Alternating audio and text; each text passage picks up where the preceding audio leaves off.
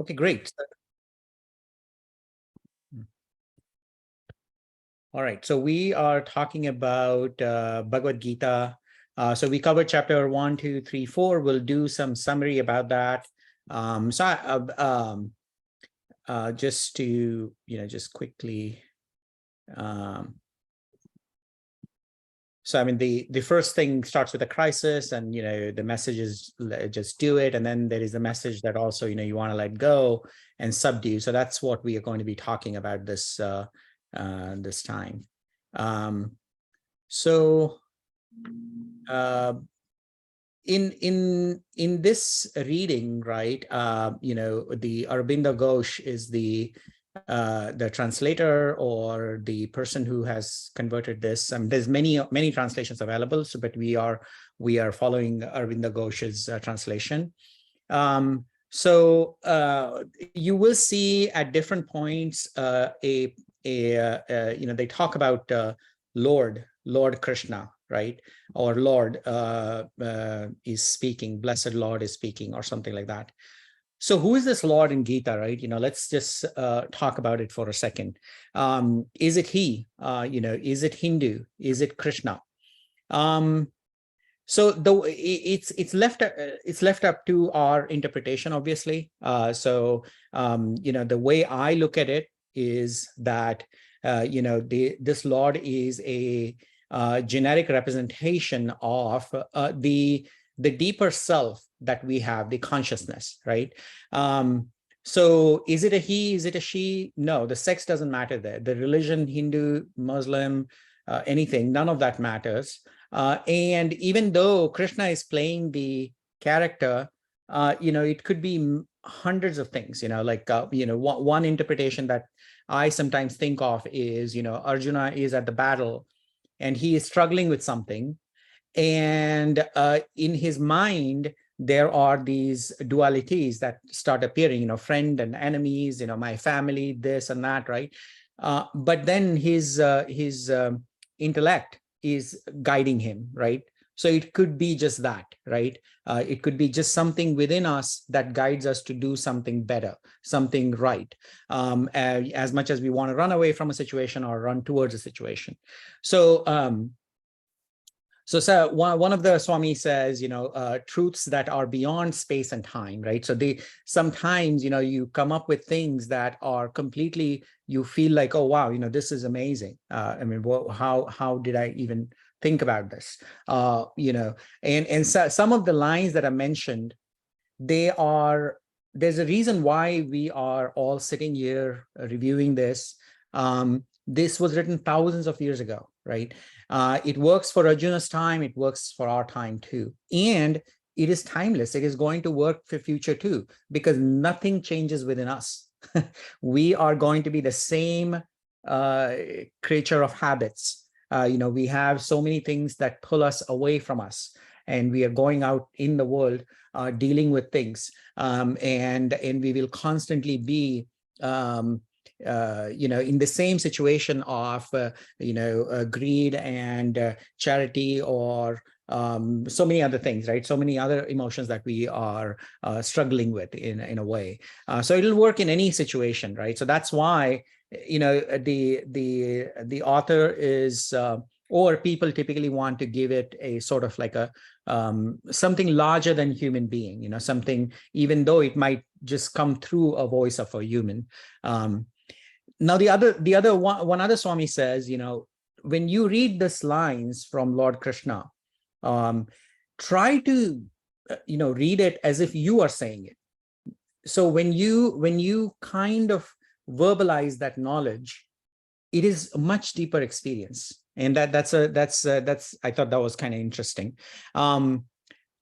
So in the presentation, right, today and onwards, there is going to be a lot of God being mentioned. So when God is mentioned, it is not a Hindu God. It is not a Krishna God. It is not your Christianity or Muslim, none of that, right? I myself am a very secular person. I'm not an atheist, but when we talk about God here, we are talking about that state within us, or something that allows me to kind of say I am in you are, right? So I can appreciate happiness, I can appreciate pain. So there is something within us that is that consciousness that allows us to enjoy this world, right?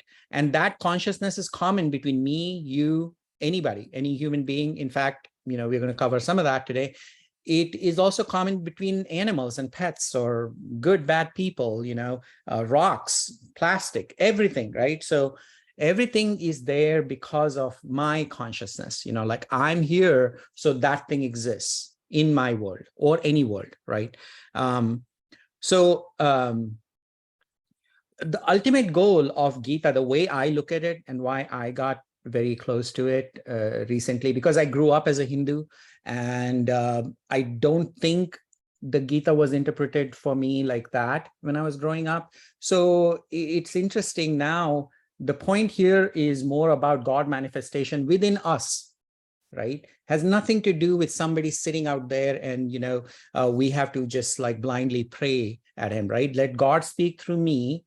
Turn off my persona. We have so many different layers that we have, brother, sister, husband, wife, whatnot, right? All those layers have to be dropped, right? And then you see this oneness, and that is the deeper self.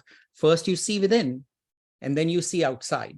So it is self everywhere, right? So consciousness everywhere. So that is that oneness, and that gives a different feeling for my existence, the planet's existence, everything, right? So there are 4 different paths that, at various stages this Gita covers. And, we started with this first one, let my actions be for God, right? Let my actions be for God. We're going to spend a lot of that time. Now, this might feel like, oh, you know what? I'm working for some church or a temple. Not at all. It is so far away from reality. People abuse this term God a lot. This has nothing to do with the God that we know as God. Let everyone be God. So bhakti means that I'm sitting and thinking about God, right? So when I'm sitting and thinking about God, well, the first one was actions, right? Doing my work. Whatever I do, I am doing for God. If I'm working in an office, I'm doing for God, whatever, right? So that is that karma yoga that we talked about. And we're going to cover some of that. Bhakti yoga is the one where, I'm thinking about God, and I'm constantly, my thoughts are about God. So now I have moved from the world actions and little bit subtler, closer to myself. Now I'm still, constantly my every thought and everything is about God. And then there is the Jnana yoga. Let every thought be of God. Here now you are now you're kind of contemplating me versus that. Like, what is this thing, right? So that is that Jnana yoga. And then Adhyatma, let me see God in me. So I think we tend to see what we tend to be within us, right? If we are happy, we find world happier. If we are sad within, we tend to be angrier out there, right? Things like that, right? So let me see God in me, Adhyatma. Adhyatma is my study of myself, right?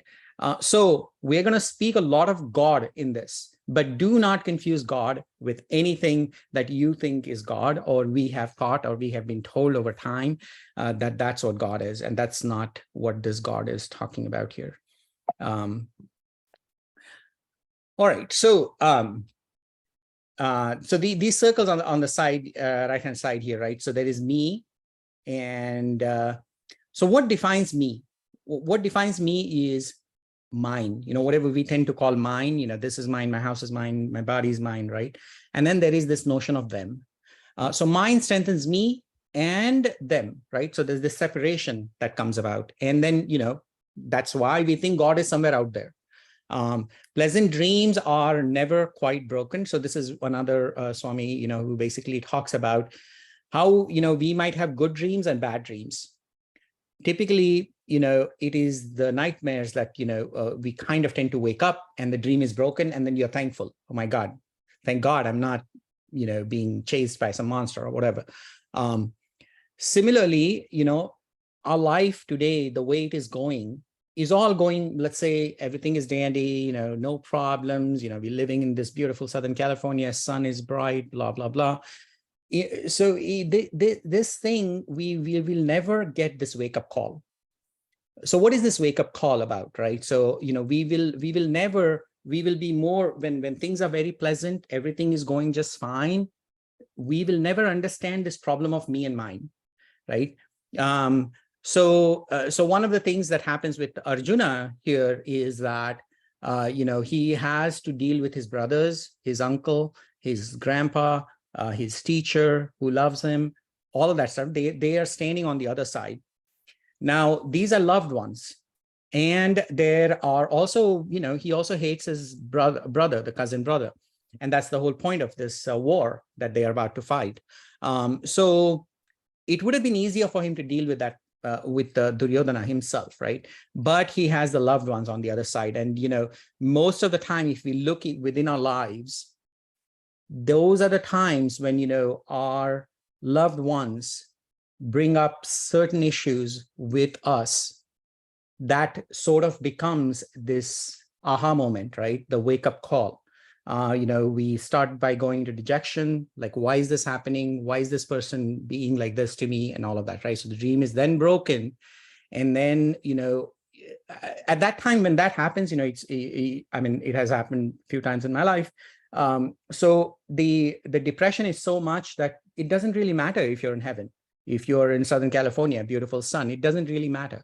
And, now you are really, there's this existential crisis, if you will, right? And, there's the self, and now you're wondering, what is this me? What am I? What is this whole thing? What is this family? What is this whole thing, right? So you're just thinking about this now. So, what we are going to talk about here, I thought this Leo Tolstoy's Anna Karenina's first line was quite interesting. And, this comes, a lot of people love this line, right? But I think it has a different meaning the moment you think of it from Gita's perspective, right? Happy families are all alike. Every unhappy family is unhappy in its own way. So people can interpret this in many ways. But this happiness, to me, right, is part of that happiness which has nothing to do with pleasure or running away from pain. And most people who are happier, like, let's say Buddha or Jesus Christ or Krishna, or, many of these people who have understood that it is hard to, life is suffering, world is suffering, and how do you deal with this? Their happiness that they're talking about is not at all what we tend to consider as happiness, with pleasantries in life, right? And most of our sorrows are kind of unique, all kinds of, there's millions of different ways to be sad, but there is only one way to be happy. And that's really what this Gita talks about eventually, right? So just to go back to some of the things that we talked about in the last two lectures on Gita. So we covered 4 chapters. So we are now in 5th and 6th. Arjuna is the warrior fighting the civil war against his brother. Krishna is his charioteer, right? So here, isn't this interesting that, he gets this really amazing guy to be his charioteer, right? And he's this intelligent person, very friendly person, right? So how lucky is Arjuna? But here, initially what happens is he kind of orders. Now, we kind of, as a reader outside, we know that Krishna is God, but for Arjuna, he's just a friend. And in this case, he's just a charioteer. So he says, hey, just take me in front of the battlefield. So there is this air of familiarity, right? So now what happens is Krishna thinks something better. He says, hey, you know what? I'm going to take you to the middle of the battlefield, and I'll let you face loved ones, right? So not the enemies. And then here, Arjuna tries to be self-righteous, right? And there is this conditioned wisdom that he has over time. Hey, look, you don't want to fight with your brother, and you don't want to hurt people. There is so much sin in it, and all of that stuff, right?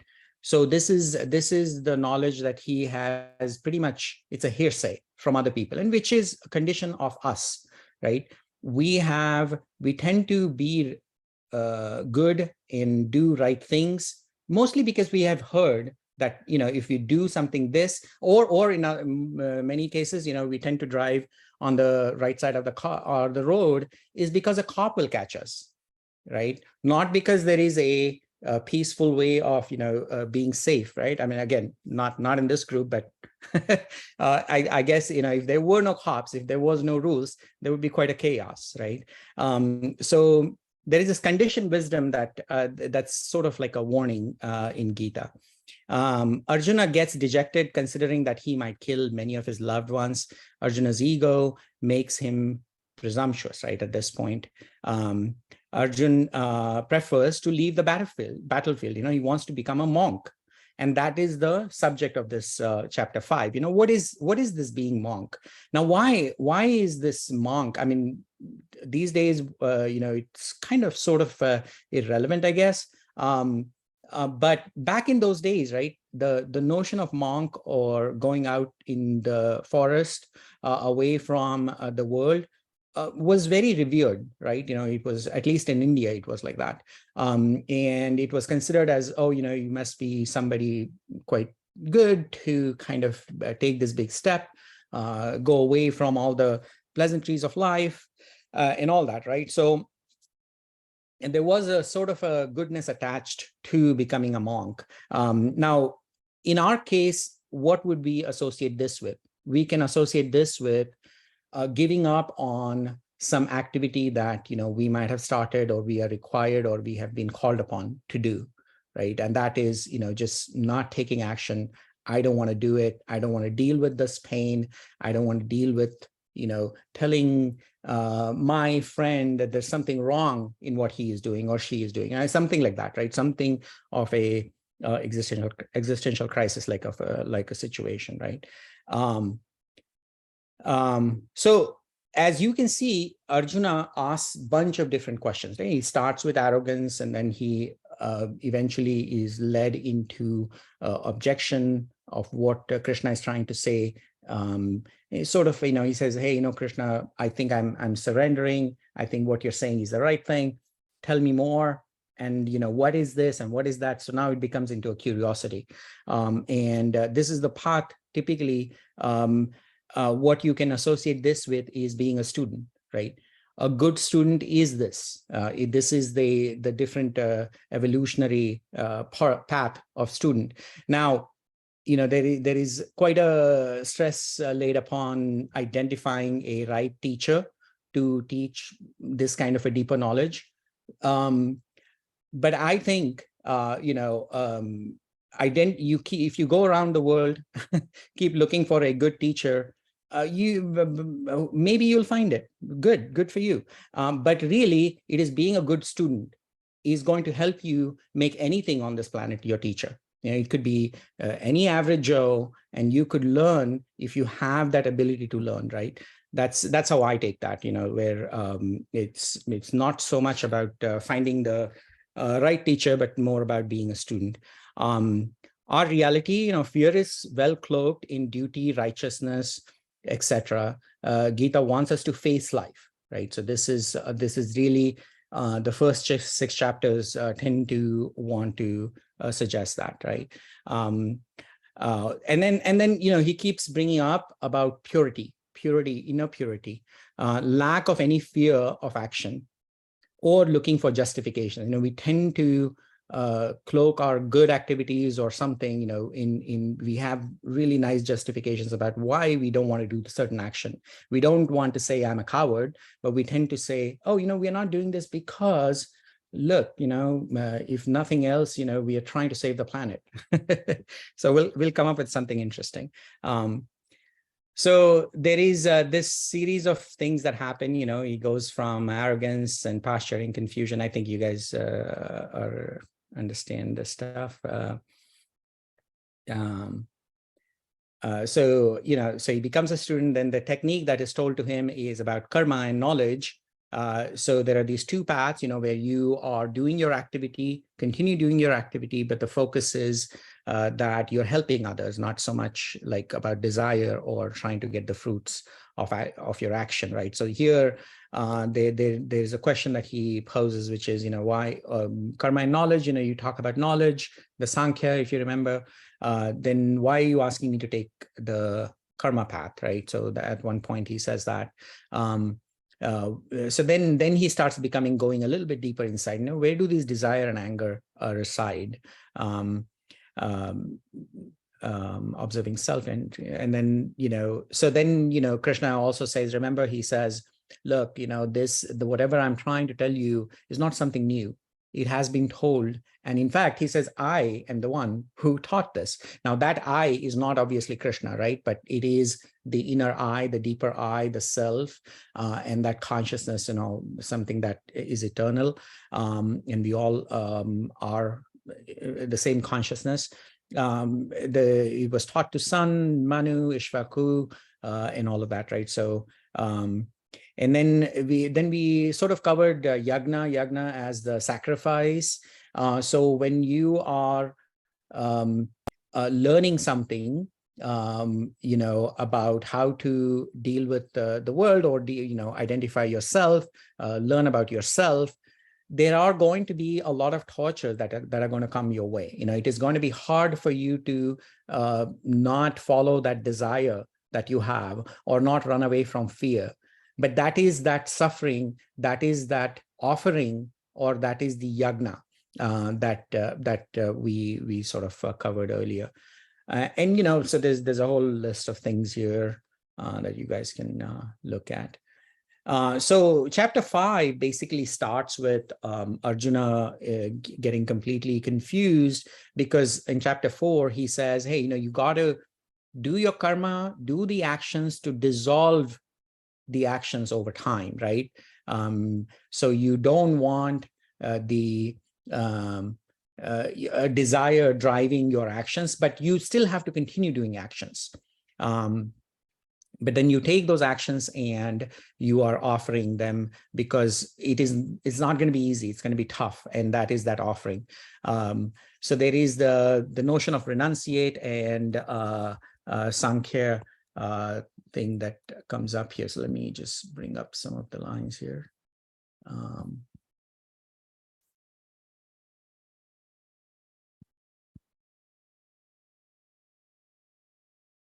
So he says, hey, thou declares to me the renunciation of works or the actions, O Krishna.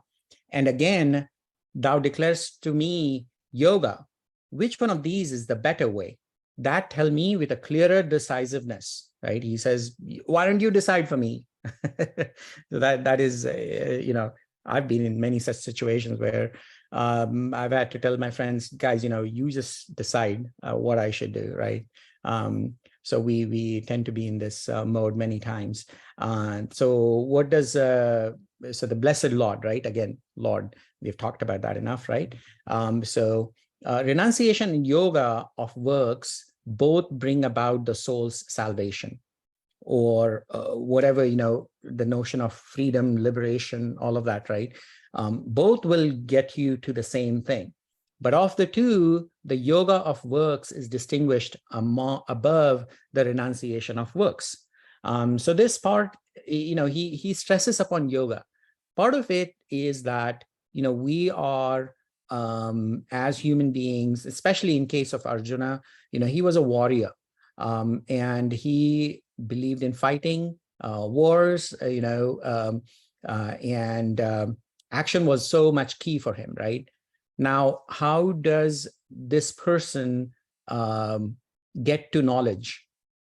I mean, when I say this person, it's really true for all of us, right? We believe in activity, our works, our jobs, taking care of things, all of that, right? So daily actions. So how do we convert all of these actions into something that is going to help us start trying to learn about self?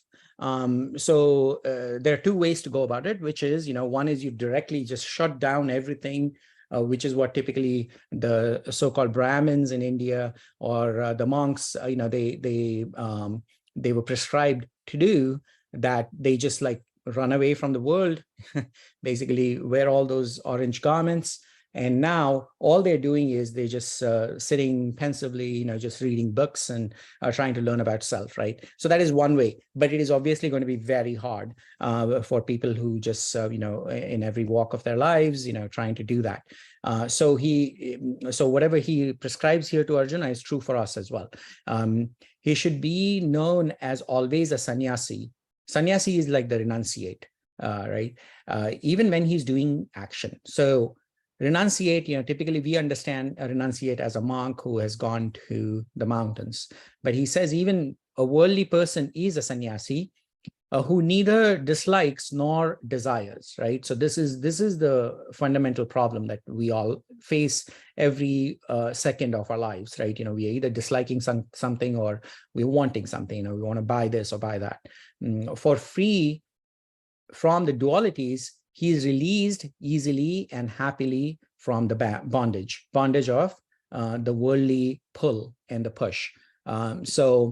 So that is what he recommends. So let's just get back to this for a second. All right. So there are these two paths, right? Sannyasa, renunciation, and yoga. But he says yoga is the higher one. So I just had some picture about this. I is this us, right? We have desire towards something, so we go and do some actions, and there is this world, right? So I and the world. So what would a recluse look like? The so-called sannyasi or a renunciate. They are going to, so this me is going to do actions to get whatever I need to get, to fulfill myself. The recluse is going to say, okay, I'm not going to do anything. I'm going to shut down everything, and I'm going to run away from the world. So that is a typical understanding or typical way, and which is in fact what Arjuna wanted to do. But there is this another method that Gita tries to propose, which is you do your actions, but you're not doing your actions out of desire or fear. You're doing your actions as a self, and we will talk more about that. This is not driven by desire and fear. So that is the approach that he says is the yogic approach, or out of yoga. That is the karma yoga approach. And that will also lead to same place, the sannyasa. So most of the time, the actions that we are taking are with the want for the result, right? So that is our typical karma.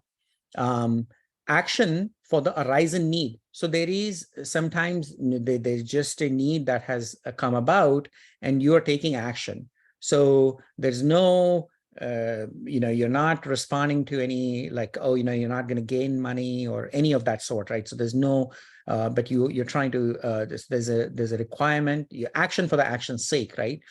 So the act with curiosity to join the self. So this is where here what you're saying is I need to be fulfilled. My mind is going to be happy. I'm going to be happy. When you are doing it from here, what you're saying is that, okay, so I want to see if this action is coming off of my desires or my fear.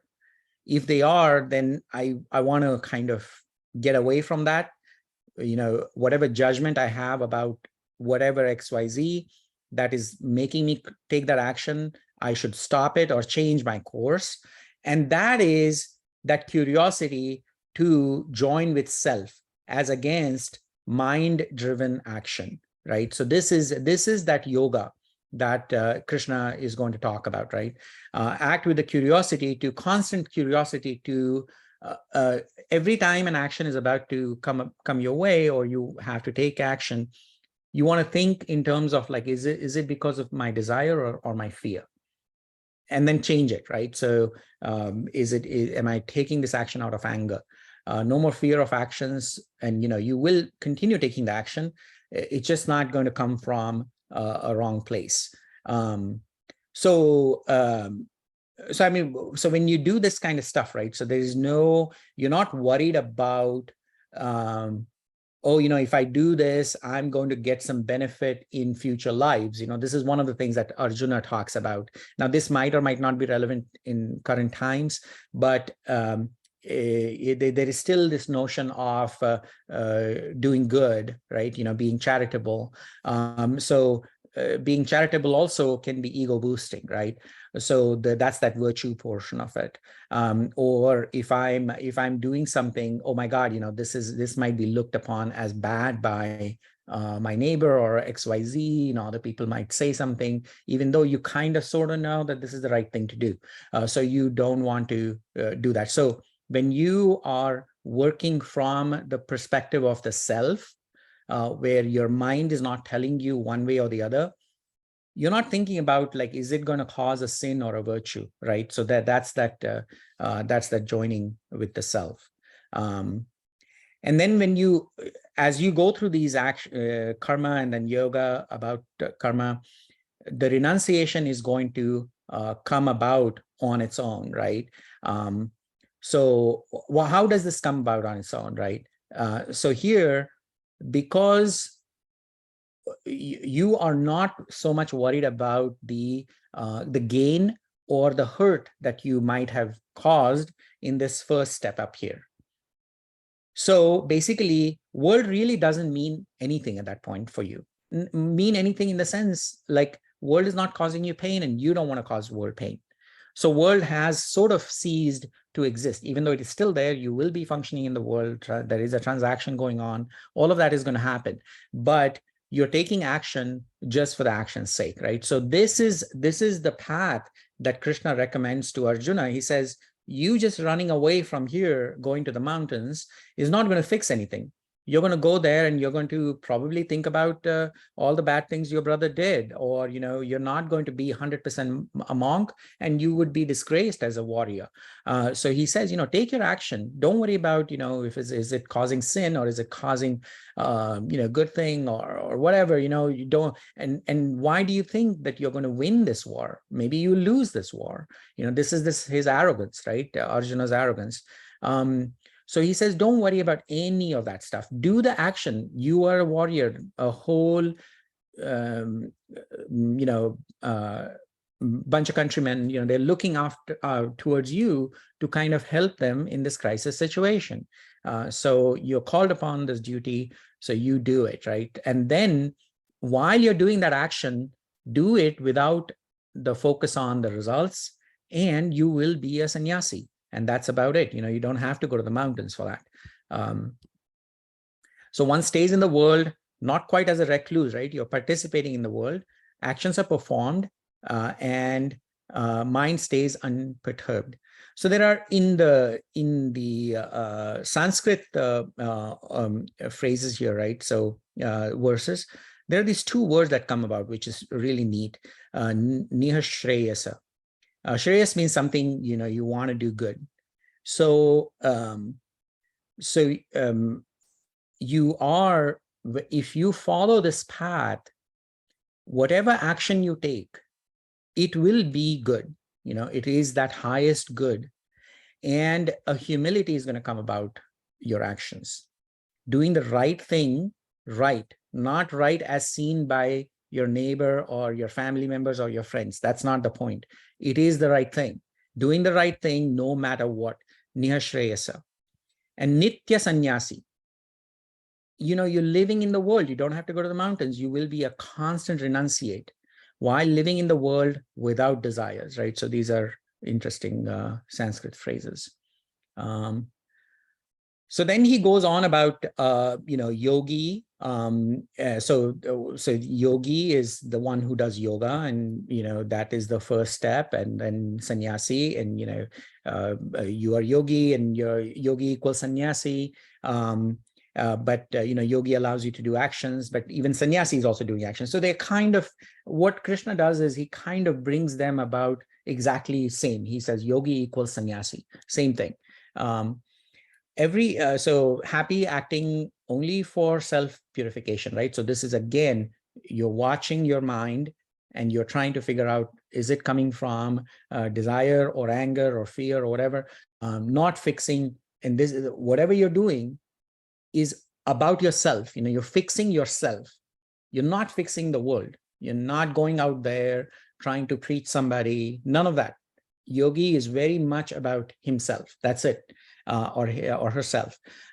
Every action we do is for happiness, right? So we, as just average Joe, all of um, um, so we are doing action, but there is this, we are doing the action for a want of something, or money or good taste, music, whatever, right?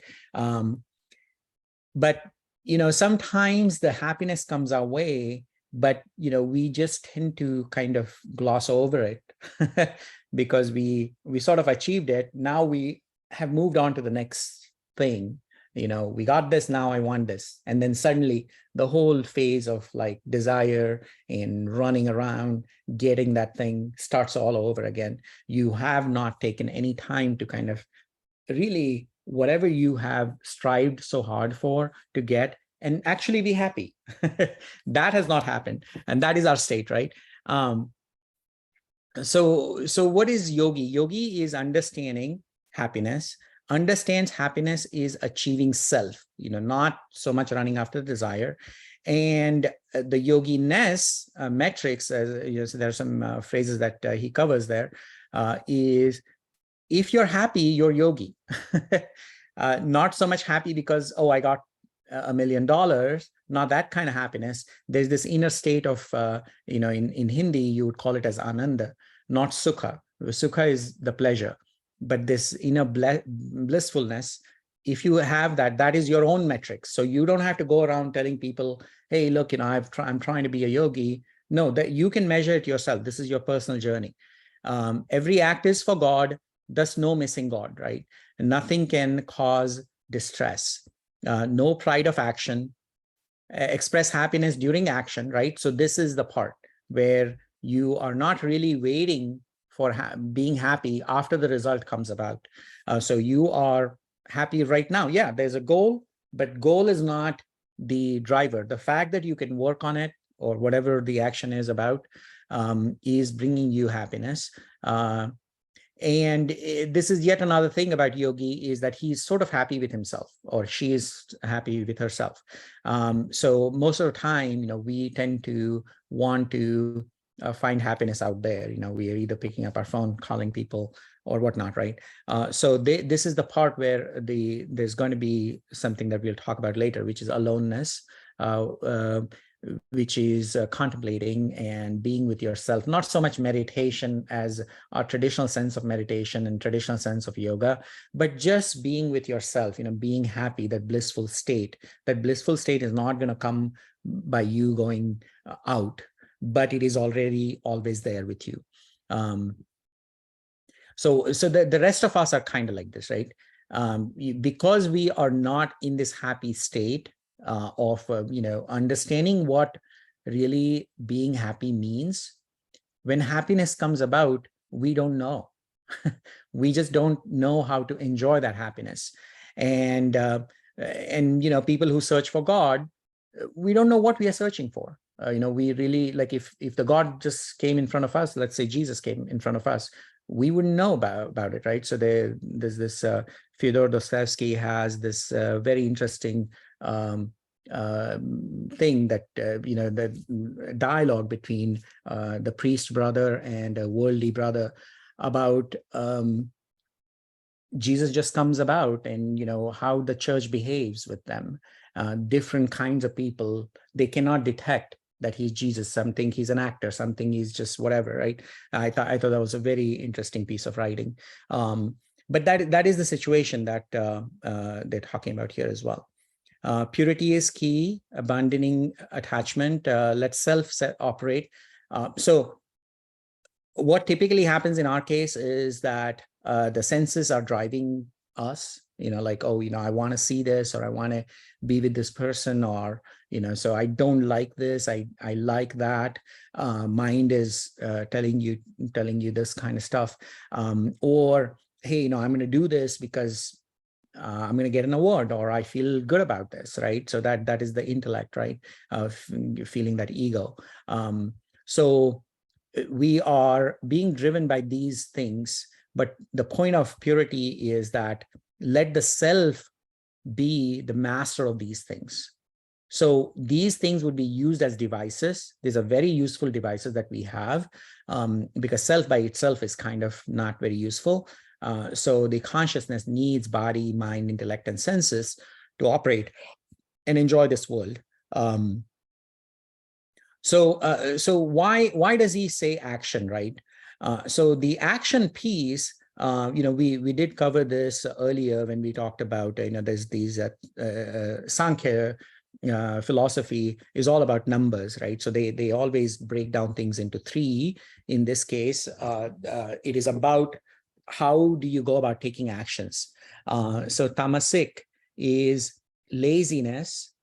To come out of laziness, right? So here, this is state of some of us, which is complete lack of interest in life, not able to learn from mistakes, right? So this is another thing where, that happened, whatever, you keep repeating the same mistake, but you've forgotten what happened earlier. So this is, here he's very much in his body, right? Now, to get out of this laziness, you get up and do something. So now the body is not controlling you, basically. And you can do all kinds of things. Primarily the recommendation is, if you are feeling lazy, try to help others. When you have lots of servants around you, luxurious things, you're getting help. So you're actually now again a slave of the body. So you want to push yourself out of that, right? The rajasic kind of resistance to action could be action, or bad action could be action done out of desire, not so much as a duty. So this is what Duryodhana was doing, right? And to some extent, Arjuna was on the other side, where he was saying, I don't want to fight, right? So it's the opposite thing. They both were acting in a rajasic sense, effectively. So you're not able to stop this liking and disliking piece. So here, mind is in control of you. So mind is where liking and disliking happens. Do action as a duty. In this case, what you do is you say, hey, you know what? I am doing this because I've been called to do this, not because I'm going to like it or not like it, right? So I just do it. And in this case, it is highly recommended, don't focus on the results while doing the actions. Same goes in all three states, actually.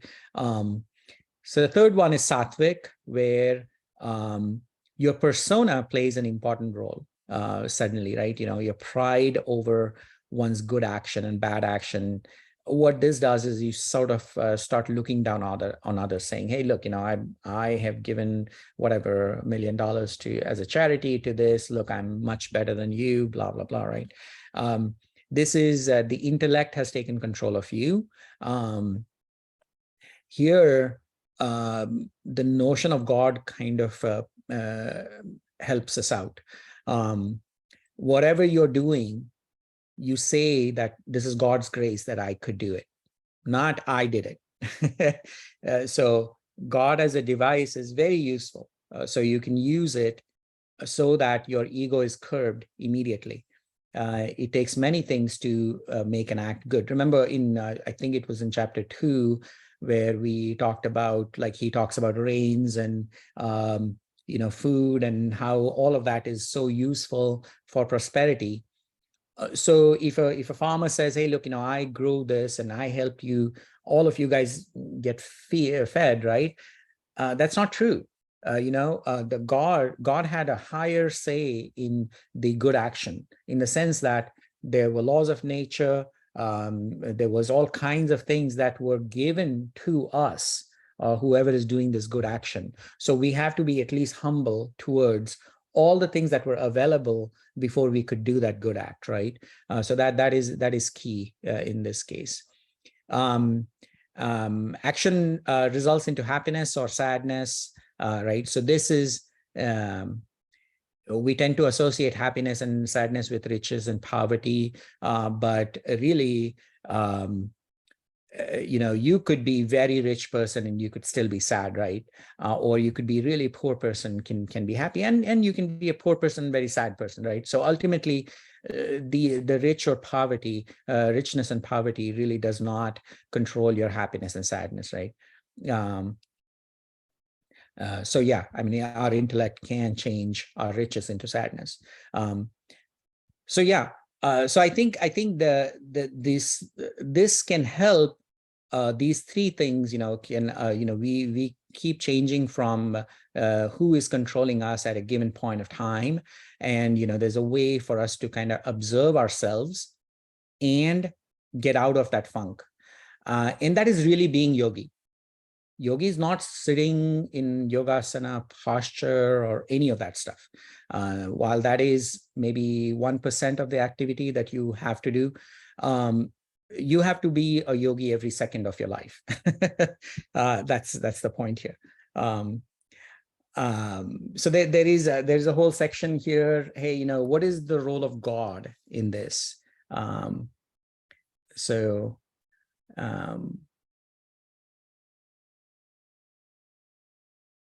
Oh yeah, also here, I mean, I put a picture of this, and so there's this beautiful line here. It says, the yogi is who, having abandoned attachment, acts reposing or founding his works on the Brahman or the self, is not stained by sin, even as water clings not to the lotus leaf, right? So it's all the sin, so-called bad activities and things like that will be like these droplets. This leaf is sort of the yogi is kind of like that, right? So nothing clings to it, to him or her.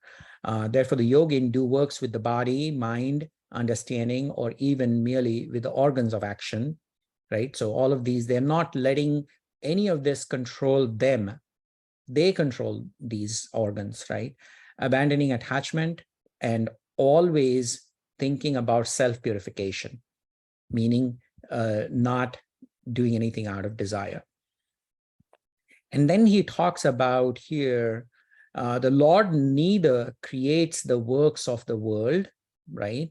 So he's saying God is not responsible for these actions that you're taking out here, or the state of the doership. One of the biggest problem with doing an action is the doership, and that is what we want to curb. And he says, God is not responsible for that doership that rises within you, not the joining of the works to the fruit or the results. God is not responsible for that.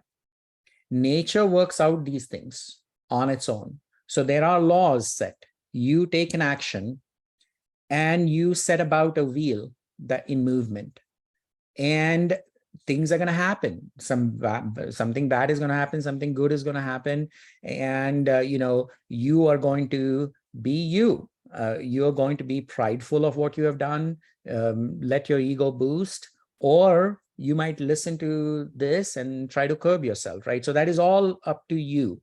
God is not helping you, neither God is creating any of this stuff, right? So God is responsible for all the laws of nature and all of that, and those are all set in motion.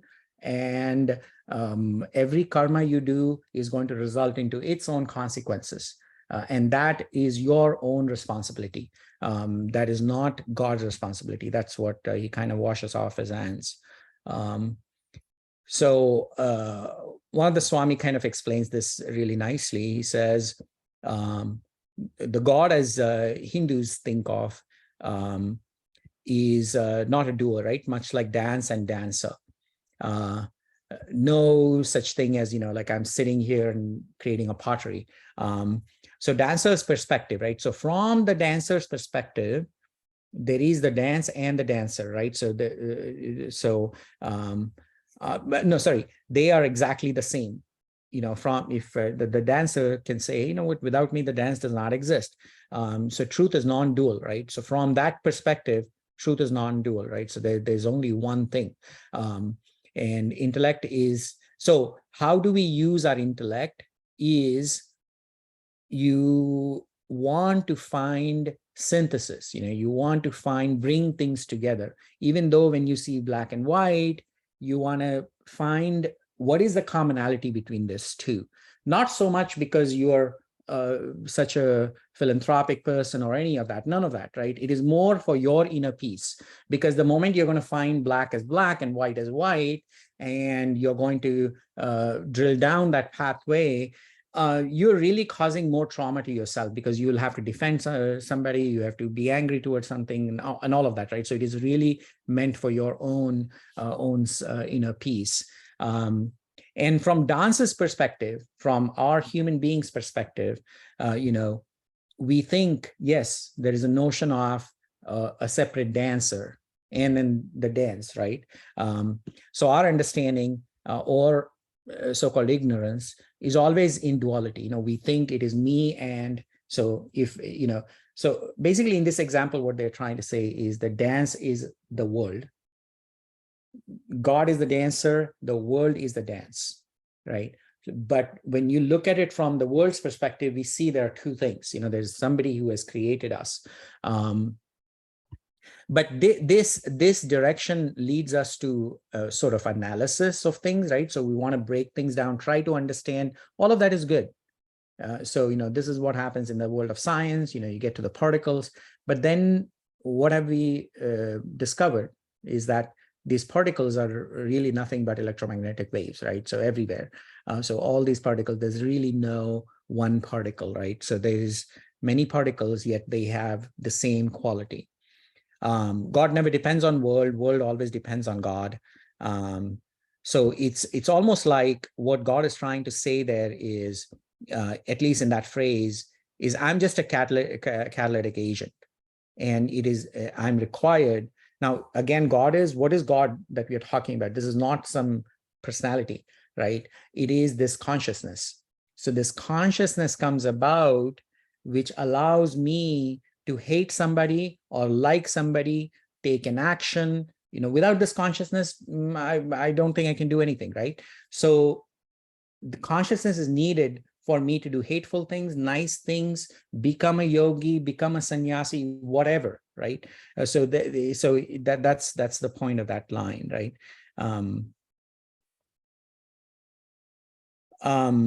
In a lot of the phrases, there is this terminology that is used, at least in the Sanskrit side, which is yukta. Yukta basically means there's a trick, there's a knack to this. Why are we doing this? We are not doing this as an ethical practice, but it is more for our own inner happiness or peace. Focusing on self, abandoning attachment to the fruit of works, joy in work itself, never focus on others. What that means is, not so much never focus on others, but treating others as others and me as me, right? Our focus is on others all the time, in the sense that, we want to blame things about certain, whatever something is happening, it's like, oh, XYZ, and blah, blah, blah, right? So, and sometimes we just say, oh yeah, God just did this or something like that. And this is where God basically says, look, I'm not responsible for any of this. So he basically says doership, be it works of the world, be it results of our action, none of that, God has no role in that. So we have to take our responsibility. Our happiness, sorrow depends on our actions. That's it. Because it's a cycle of karma, right? So this is another thing that Hinduism believes about, like whatever you do today, it's going to come back to you in some fashion at some point. It's not going to be with the same person. It might be with something else. Our responsibility is to act to reduce the sufferings. So what does taking responsibility means? Taking responsibility here means that whatever we do, we want to make sure that I'm not going to be suffering later on or in this lifetime, right? Live a responsible life, not for others or God. Again, no ethical judgment of how you do what you do, right? From Gita's perspective, you do what you have to do, and ethics will come out of you if you do the right thing. Nobody's telling you about like, oh, you shall do this and you shan't do that and all that stuff, right? As long as you act from the perspective of self, not from the body, mind, or senses, you're going to be good.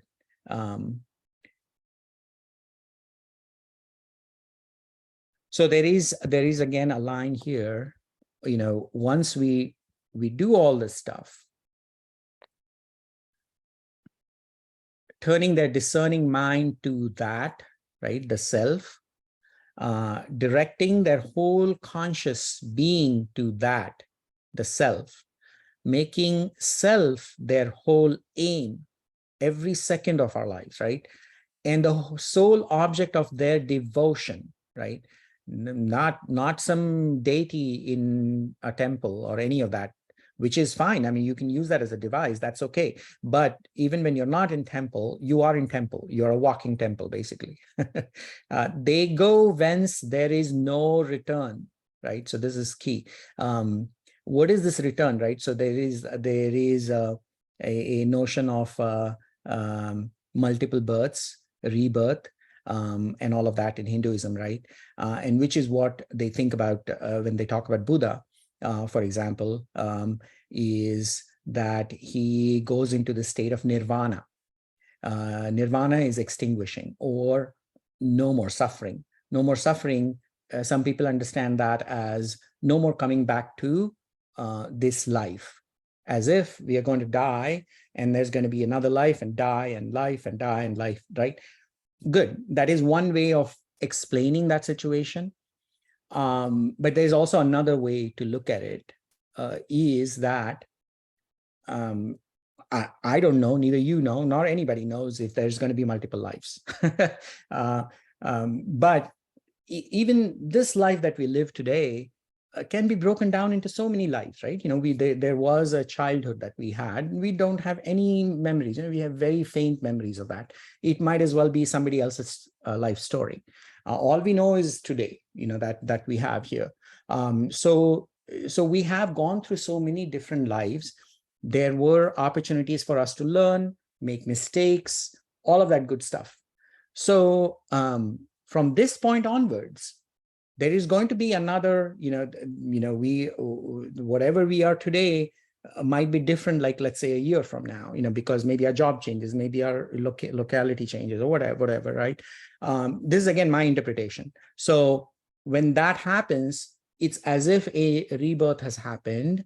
And if you take these steps from now onwards, where you are always acting from the point of view of the self, there is no return. You go to a place where there's no return. You will still be doing all the transactional things that you need to do on this planet, but no return in the sense that the return was to the suffering. That suffering is not going to happen again, right? So you're not going to be participating in the cycle of desires and all of that stuff, right? So that is my understanding of rebirth. So, all right, so this is something. So eventually they cover here that we basically conquer the creation. If all of these steps were followed, we are conquering the creation. That is that rebirth. We are not going to be reborn in the sense of when you're born, you're going to die, meaning death is that biggest suffering. But born also means between birth and death, there is so many different sufferings that we are going to get, right? So in that sense, you have conquered the creation. And we know about pleasure, we know about pain from different worldly activities. But there is also some inner bliss that you can experience when you are working from the point of view of the self. And that is that imperishable happiness that this talks about. And that is that here he mentions this word yukta. Yukta is the trick. Or not just trick. It can also be a trick or a knack, but also you are able, like you're fully like a master, if you will, right?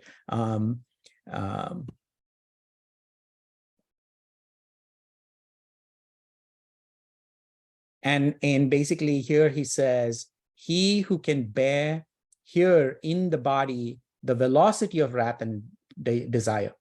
So wrath and desire, anger and fear and desire, they're going to happen every second of your life.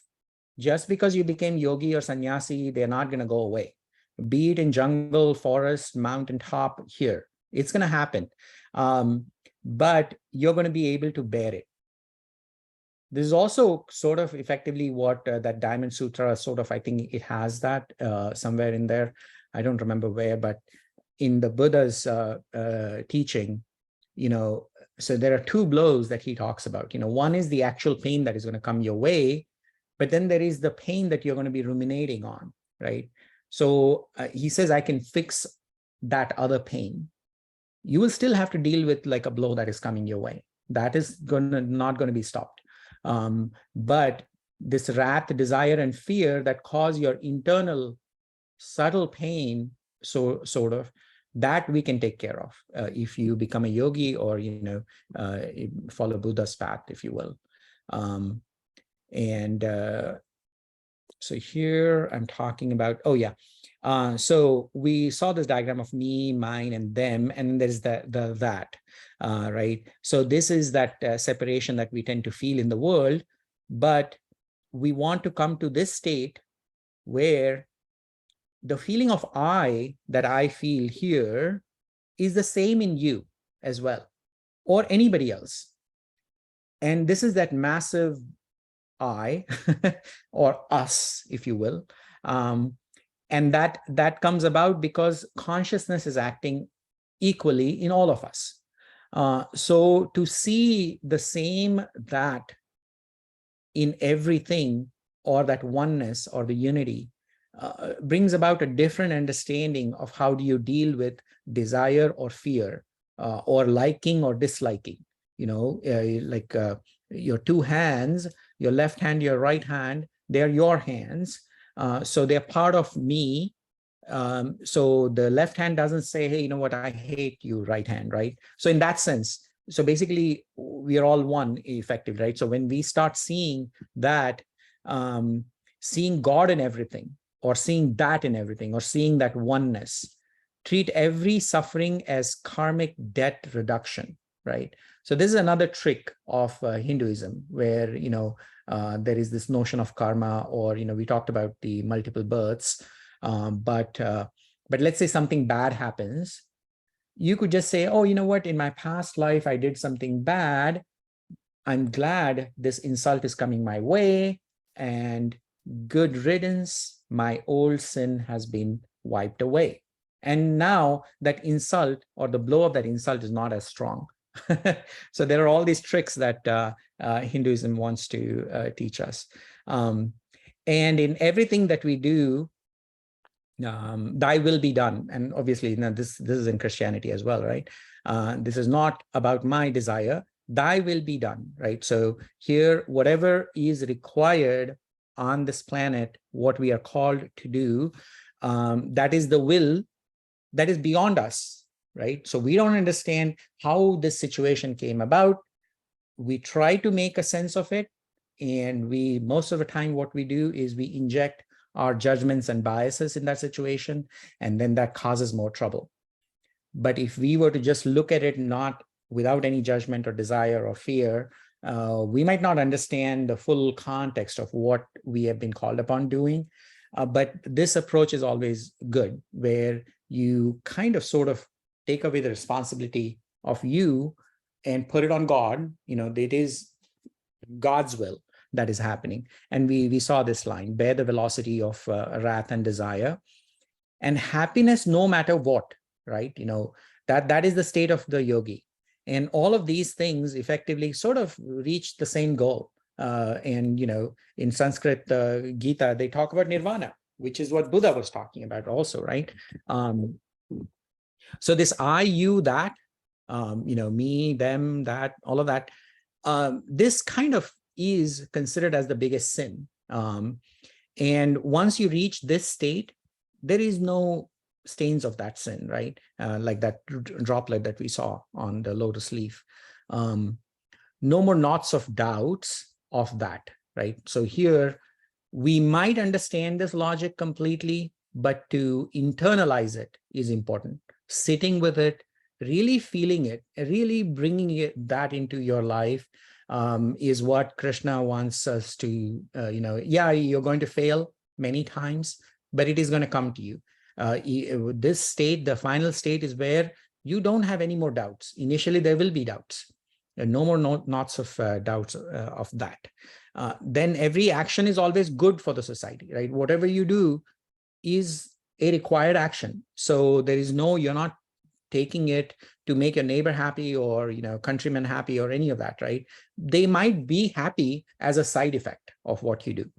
And the metrics for this state is, does my act bring about happiness? Be it just the inner bliss or contentment, and also for others. So here, this is a bit busy slide, but I think we're getting close to ending chapter 5. We are always working towards controlling the nature. We talked about this right earlier, which is Purusha and Prakriti. This is what makes us. Prakriti is where all the changes are happening, right? So come and go. Everything comes and goes here. So nothing stays constant. Here typically we need in Hinduism you would call it Sanskriti or civilization or rules and laws. You want to bring about some balance, or even like external practices like yoga, asana, and meditation and all of that stuff, right? So we need all of that to bring about some kind of a balance, because there's quite a disorder in that aspect of us. And that is that purification.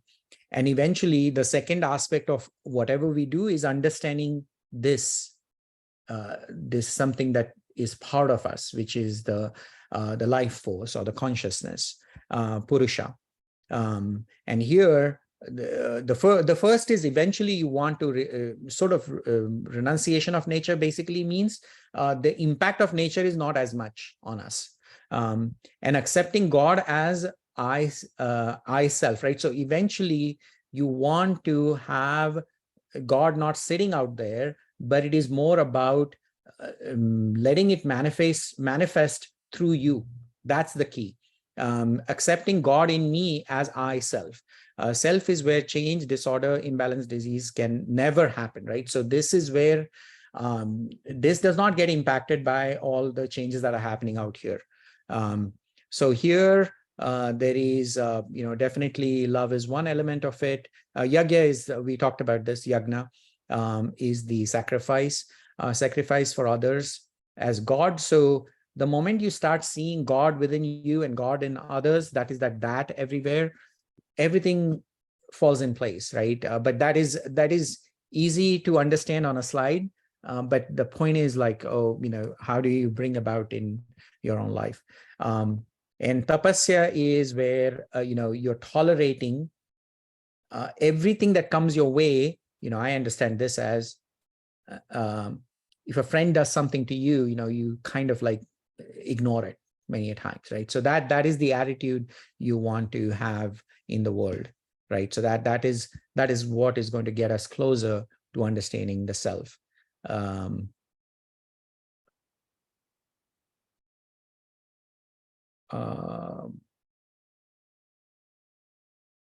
Okay, so we'll skip that one. So there are these different states, right, of us. This Bhogi is who is only after desire fulfillment in world. Tyagi, who is suppressing desires. This is the guy who says, oh, I'm just not going to eat food, and that is my penance or whatnot, right? So that is also not a good state. Who uses senses, desires, actions with goal is self, for whom world drops on its own accord, right? So not that you are running away from things as a renunciate. And there's also a word called as yati used, which is yatna, means practices, gaining the self-mastery, all this stuff you're doing here, and nirvana is that final self-extinguishing. So these states are going to happen constantly. You're not going to be in one state forever. If you're lucky, maybe you will, but most of the time, maybe we are here. But, we might go up and down, you have to, this is a personal journey, keeping track of your own spirit. And then there is this phrase that he talks about here, which is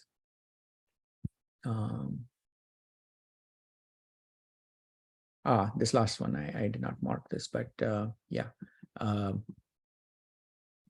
So this is sort of interesting, and it can have many people take it differently.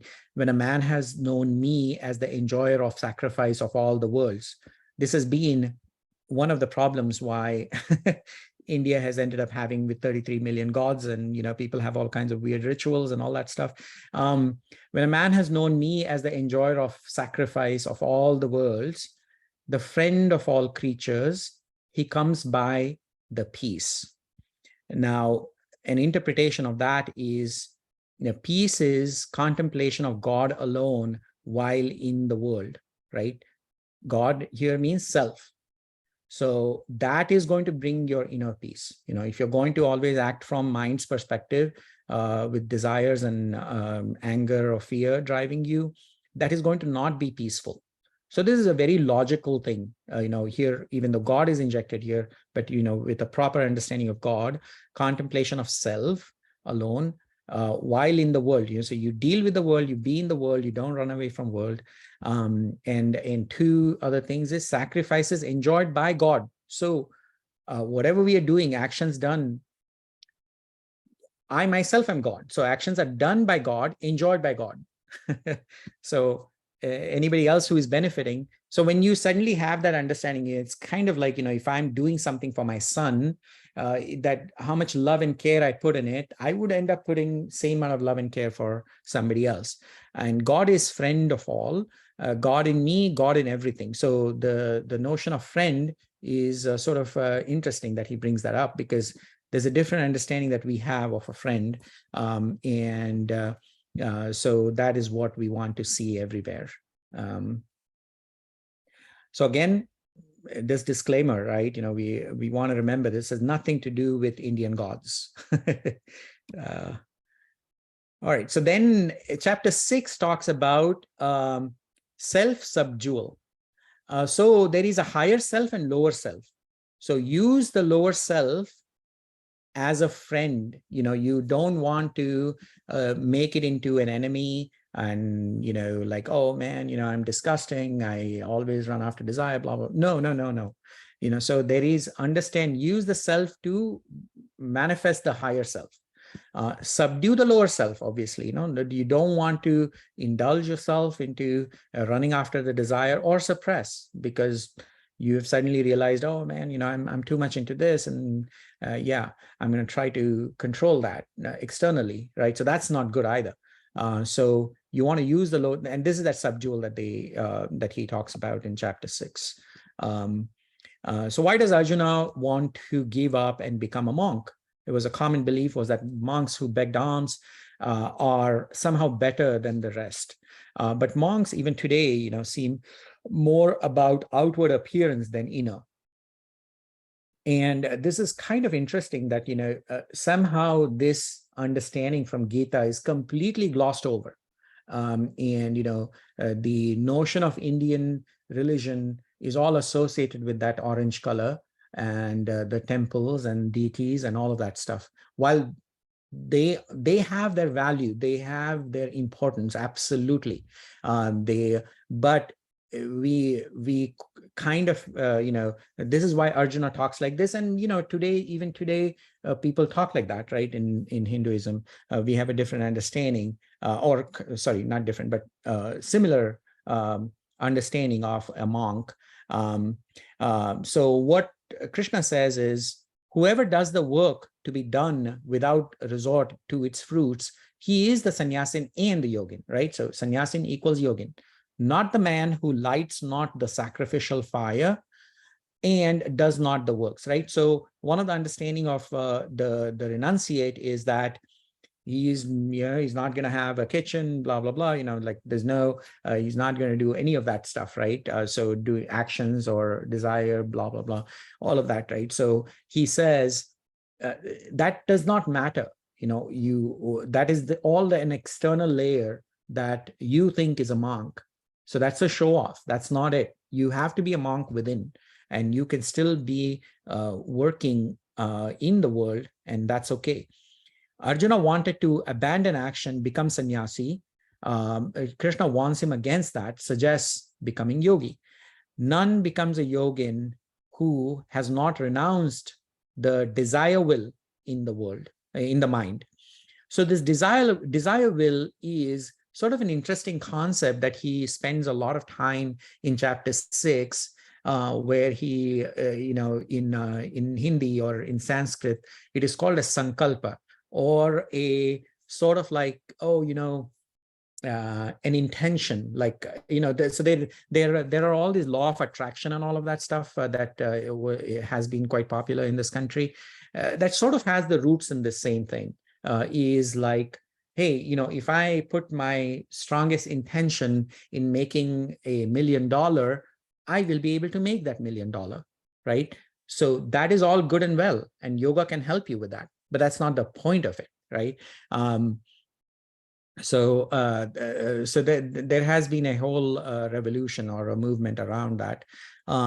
Sannyasa, know to be in truth yoga, right? Find a balance. What is balance? Is just a feeling of happiness that we have whenever we are doing something. Basically, we have achieved a balance. In social action, which is outward in the world, and inner being. It's not always about just inner being, because you have to live in this world. You can't just be focused on your inner self all the time. You could be acting in the world while thinking about your inner self. Sannyasi is doing actions to achieve self-mastery. So, so the yogi is acting more to always think about self in that action that he's doing. Then there is this next step, so so yogi is doing actions to meet. So yoga, the word yoga itself means meeting, so you're meeting with something. So meeting with self, that is his goal, or her goal. And the point here is curb the ego and mental disturbances plus intentions. This is that desire will. So when you have that sankalpa or the goal, many a times, that goal sort of becomes the focus of your action, and you kind of lose your quality of action is not the best. So that is in fact one of the reasons that there are lots of verses in this chapter 6 that kind of look down upon setting these goals and then doing the action. While a goal is good, but the focus you want to be on is the action and the happiness while you're doing the action. So the mental disturbances is also another key thing, which is in Sanskrit, it would be called as vritti, or a disturbance is like something that you see outside in the world, and that sort of sets a motion of thoughts within you. It could be a desire or a lacking that you feel, and you want to get it, and then you start another chain of actions. And that is that mental disturbance, right? So how you can curb that and look at things from the self perspective, that is yogi's goal, right? So he's very much like, he's climbing the mountain. I actually have a picture about it, I think. Yeah. So it's as if, you're kind of like right about here. That is the state of yogi. Bhogi is not even trying to climb the mountain, right? He is satisfying desires to run towards the world. Tyagi, on the other hand, is suppressing senses to run away from the world. And now you're climbing, right? As a yogi, you're a climber. Sannyasi has reached the top, and he's all about self-mastery, but he's also helping other people to come up that path, right? Renouncing means renouncing the intentions, right? Those kind of sankalps that kind of bring us down, and actions results, obviously, right? So which is also what this person is doing. So there is the chapter 6 also kind of walks us through a traditional picture of what a meditation practice should look like, closing our eyes, chanting, all of that neat stuff, right? And he goes through a lot of details about that, so which is worth its own read. and understanding for yourself what it means, what that means. So I'll cover that in a summary here. So the idea is yoga, like I said, you want to meet with the self. Meet with the self is almost kind of like having an appointment with self, because we don't really spend time with self. We are always running out trying to spend time with our kids or family members, friends, watching TV, all that stuff, right? Outside. And what this practice that he talks about in chapter 6 is practicing continual union with self. So you do it for 15 minutes, 30 minutes, 1 hour, and then slowly it just becomes like your nature, becomes a habit, because we don't have that habit. The most thing that we have learned through multiple lives of conditioning, they use lives of conditioning, but really multiple years, is that you want to seek something out there, more money, bigger house, and all of that stuff.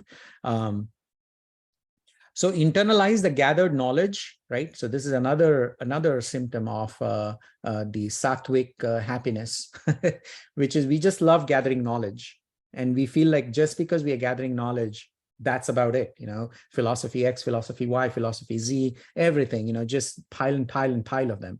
But really no time to internalize. How does it help me today? What is the situation that I have right now? And doing yoga is a personal journey, not to show off others, right? So this is really, in literal sense, self-realization, appointment with self. And this has nothing to do with your food habits or sleeping habits. Obviously, you don't want to overeat and don't want to oversleep when you are doing this. And there is a certain sitting posture that they talk about, kind of basically, again, achieving that balance. Balance again means happiness. So in what sitting state are you going to feel most comfortable to do this activity? So that the key thing is you don't want the mind to wander due to physical issue, like maybe the seat is upside down, not upside down, but it has like some pokey things or whatever, right? So you want that to be kind of soft, and you're sitting on something comfortable, not too cold, not too hot. So there's no physical issues as such. So they talk about, like, obviously he's talking back in the ancient days. So it's a piece of, I don't know what it was, like a deer skin or something. We're not going to get a deer skin here, thankfully, I guess. But you want to sit on something comfortable. That's the point. And this is sort of interesting. And I think one of the Swami explains this in a very interesting way, where, so there is this half closed. If you ever seen Buddha's picture, you will see these eyes sort of like just half open, right? And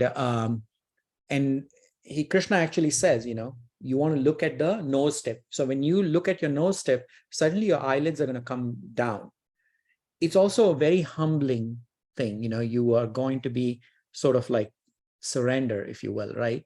Surrender to the universe. That is one.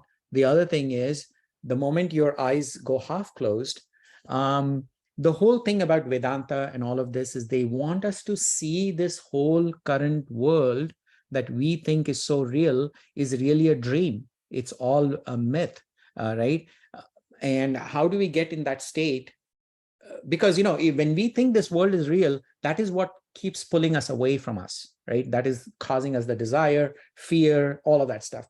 But to get to that understanding of that this world is dreamlike, is when you do this half closed eyes, things get blurry, right? So it's almost kind of like a dream world, if you will. Now you can actually have that meeting with yourself, right? And obviously you don't want to completely close your eyes, because many times people fall asleep while meditating.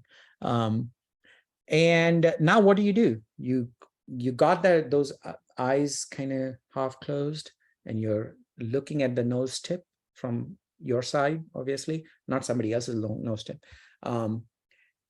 Now you are thinking. Well, not now you're thinking, you're always thinking. So now you're watching the thoughts. There is a stream of thoughts that are going to randomly occur in your mind. And the point is, you want to control that. So the stream of thoughts usually kind of start at like XYZ, and then they lead to something and the something and the something, and then it goes to some imaginary, very peak that doesn't quite exist, or a trough, like something really terrible is going to happen if these train of thoughts will happen. All is in your imagination again, right? So the point is, you want to watch for the stream as it comes along and break it. And the way to break it is, the Swami says that, you can just say Hare Krishna, or some chant, some God, Jesus, I don't care, whatever fancies you. The point is, you're using that as a device to break those train of thoughts, and that is the chanting. Now, there is crazy amount of chanting a lot of people get into, where they just blindly just say things, but if you want to purposefully use it for your benefit, this is the purpose. The point is, you watch your thoughts, and as your thoughts start straying, you remind yourself, oh, there is a straying thought, Hare Krishna or something, break it, bring it back. Now a new stream of thought starts, right? And there will be a time when, what the Swami suggests is that you will say Hare Krishna, and you take a pause, Hare Krishna, pause, Hare Krishna. So, over time, as you break these thought processes, there will be a time when these 3 times that you say Hare Krishna, that pause in the middle is a complete blank. And when that complete blank happens, that is you being self. And you want to keep working on this gradually. Don't expect a lot of things happening immediately. And this is going to help you come closer to self, control this mind. Mind is really quite imaginary. We don't know the physical existence of where it exists. Practice this until the mental disturbances lessen over time, and they go silent, right? So it is effectively the mind dies, and the fixity is on the self. Self is seen in the self, by the self. So this is really important in the sense that, sometimes you might feel like, oh, I'm feeling so good by doing this meditation and all of that stuff, right? So that can be your mind telling you that, oh, you like this or you dislike this, right? So you got to be careful about that. So that is where this line that he highlights in the in the thing here as well, is that the happiness that you feel is not going to be anything like what you have mistaken to be the mind's happiness, right? It's going to be something so that will happen gradually. So just be patient, and you will feel a general feeling of bliss.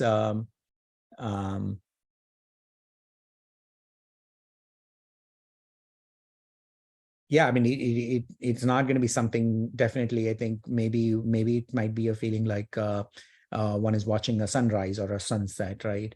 Really, that happiness is quite different than eating ice cream, for example. Repeat this until it becomes an innate habit, right? So not externally forced. It'll start out as externally forced, but then that will go away. Then it sort of becomes automatic to operate as self. So what Krishna says is, it is the putting away of the contact with pain, the divorce of the mind's marriage with grief, right? So this is key. No matter what happens, a yogi will refuse to be dragged into any kind of suffering. The firm winning of this inalienable spiritual bliss is yoga. It is the divine union, the meeting. This yoga is to be resolutely practiced, right? So you really have to kind of like, yes, that's my goal. No matter what I do, I know I might be working with my boss, I'm sitting in a meeting or whatnot, right? So you could really get into this state. Without yielding to any discouragement by difficulty or failure, you're going to, there's going to be problems along the way. But, he says, don't be discouraged until the release, right? That is that until the bliss of nirvana is secured as an eternal possession, right? So you will have it. So Arjuna basically then says, but Krishna, what about the restlessness of mind? It's going to be unconquerable. So here, to some extent, it's kind of like, us trying to justify something that we don't want to do, but it could also be a genuine, like, oh yeah, as much as you want to say it's easy, it's not that easy, Krishna, right? So it's our question in our mind too.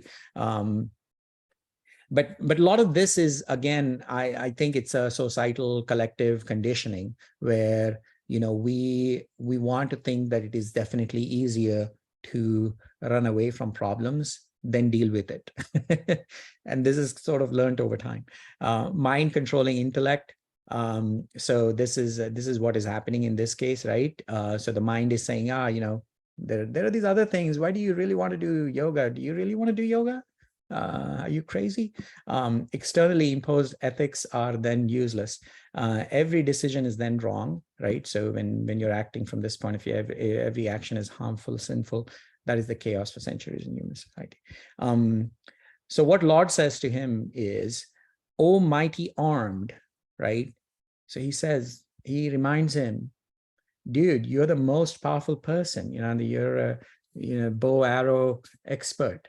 How can you be weak in front of your mind, right? And you're saying the mind is restless? The mind is restless indeed. Yeah, very difficult to restrain. But O Kaunteya, this is yet another name. He's son of Kunti, is his mother's name. It may be controlled by constant practice and non-attachment. Self-control requires directed efforts. It's not going to be automatic. Yeah, you have to start working on it. So this, I thought, was a good depiction of the whole the chariot. So Arjuna is sort of like us when we are the self, right? Not so much the way Arjuna was, where he was fearing and trying to run away from the action. And Krishna is the intellect who is driving the chariot. Mind are these reins, and these are the senses, right? And many times the mind is getting dragged by these senses, and then the chariot is going all over the place, and the consciousness is just left puzzling as to why we are behaving that way. And then there's also like at some point he talks about the breakdown of our inner subtle body. So we have the physical body with our senses and all that stuff. But then on the subtle side, there are these 4 elements that we have, which is the mind, the intellect, the awareness itself, and the ego. So as a disturbance comes about, mind sees it doubtfully, right? Mind is where the duality happens, the judgment happens. Then intellect basically comes along, reasons. Sometimes it will agree with mind and say, oh yeah, that is indeed good. Remember, that's what that other person said, that was good. So that's why that is good. So that is where we don't want to take that decision from this perspective, good or bad, but you want to step in and be non-dual, non-judgmental. That is where intellect can be used to kind of squash this duality. And all the experiences and whatever we see, sort of the memory of what has happened, we tend to call it memory, or we also say, oh yeah, this hit in my heart, right? So we use that not so much as the physical heart, but the sort of the subtle heart, if you will. So this is where those experiences and impressions will go and settle here, and those can build up your behavior for future experiences, if you will, right? So this is where, when the intellect is going to kind of squash the duality out here, you're potentially going to get rid of this otherness. The moment of otherness where there is somebody is different goes away, this I is squashed. So everything sort of becomes the same. And then there is this whole thing about chitta. So there's this different variation of the same word in Sanskrit. So there's this pure consciousness which shines within us, and all of our actions get collected, which impact our chitta, our subtle body, our how we behave. So that is impacted by what actions we do. So here, if we were to fill all of this, not so much with I, you, and the world, but by God. Which God? The self, not Krishna, not anybody. You can use it, that's okay. If that works, great. But it has nothing to do with the physical God. It has to do with how can I break through this barrier of good and bad. So ultimately to achieve God, right? And then this is the I, ego down here. So this will extinguish, this lower self will extinguish in the higher self. And then there's this link that Aurobindo himself kind of explains some of this, which is sort of interesting. And then one other question he asks is, if I don't attain the peace doing yoga, then what, Krishna? Like, okay, so you're asking me to go away from this, so I can't even bhoga, like I can't enjoy my life, and then you want me to do this yogic meditation and all that, and not run after my desires. What if I don't achieve anything, right? I might not be able to enjoy.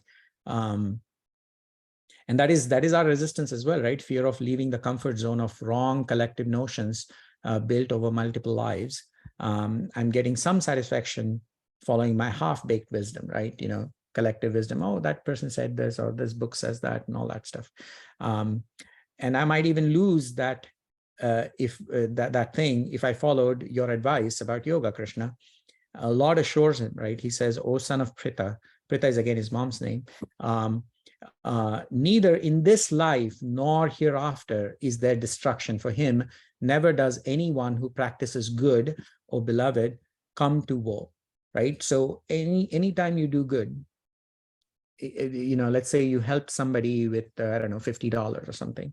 That same person might even return the $50. That's okay, but that's not the point. That same person is not you're not going to get the return in that same fashion. It might be in some other form, but obviously you're not doing that $50 giving because you're going to get it back some other time. The point here Krishna is saying is that whatever you do good will always stay with you. Again, yogin endeavoring with assiduity, purified from sin, perfecting himself through many lives, attains to the highest goal. So here again, he puts that carrot, if you will, of multiple lives. And he sort of explains, look, if you do it right now, and let's say you die, nothing wrong is going to happen. You're going to be born in a much nicer family, maybe a son of a Brahmin or something, right? Back in those days. And you will continue this practice. It's not like you will, let's say you die at chapter 6 on Gita and you're going to be doing chapter 7 in next life. No, that's not the point. The point is that all of this thing is going to be with that chitta, the soul, or the subtle body that is going to pass away. I mean, there's this whole explanation of how multiple lives happen and all that stuff. But the point is, again, multiple lives, I have my own understanding, which is the single life here. We do live multiple lives. So whatever you have not been able to achieve at this stage, but you still practice on something higher, in the next life, or let's say some situation changes in your life, you go live on some other planet, for God's sakes, whatever, some other place, there, this will help you. This will, again, you will start where you left from, is the point. Yogin is greater than the doers of ascesis, penance and all that stuff, whoever does that. of all yogins, he who with all his inner self given up to me, a higher me, right? For me has love and faith, right? So this is sort of like, you sign up for learning physics or learning engineering when you were in 12th grade. When you're in 12th grade, you don't freaking know what your career is going to look like. But you sign up, there is a faith in that institution, the teacher, that you're going to 4 years from now, 5 years from now, this is what is going to happen. You don't know the whole thing, right? So that is that faith. Him I hold to be the most united with me in yoga, right? So that is in fact the goal. So the notion of multiple lives, a lot of people tend to use that in a wrong way. So lower self, following desires and attachments, is basic instinct, right? So we all have that. We all, animals have that too, right? So, but humans have this ability to choose and control. So this is an explanation from one of the Swamis.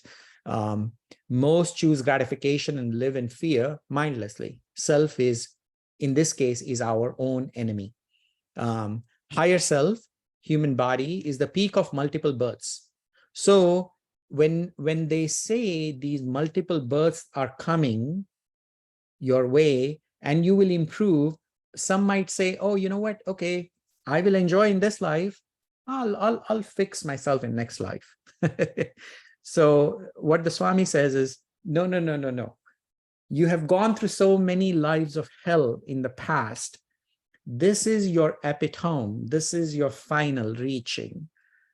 And this is the human life, this is a gift that has been given to you.